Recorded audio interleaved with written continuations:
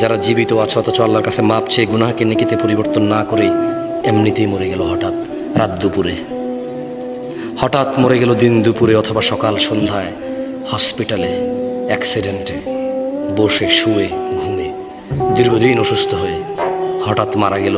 তার গুনাহগুলো গুনাহ রয়ে গেল, এগুলো তার জাহান্নামে যাওয়ার কারণ হয়ে বসবে। অথচ গুনাহগুলোই নেকিতে পরিবর্তন করতে পারতো সে বেঁচে থাকা অবস্থায়। এই যে নিঃশ্বাস চলা অবস্থা যদি বলতো যে ইয়া আল্লাহ আর করব না, তুমি সাক্ষী, আমি করলে তো তুমি দেখবাই, কোথায় করব তোমার থেকে লুকিয়ে।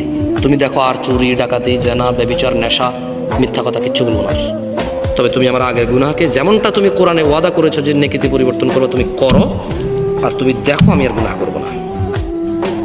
আকুলু কওলি হাযা ওয়াস্তাগফিরুল্লাহ লি ওয়া লিসাইরিল মুমিনিন ফাস্তাগফিরুহু ইন্নাহু আল গফুরুর রহিম। আমি আল্লাহর কাছে আমার জন্য এবং আপনাদের সবার জন্য ক্ষমা চাই। আল্লাহ আমাদের সবার সমস্ত গুনাহকে নেকিতে পরিবর্তন করে ক্ষমা করবেন, আমিন।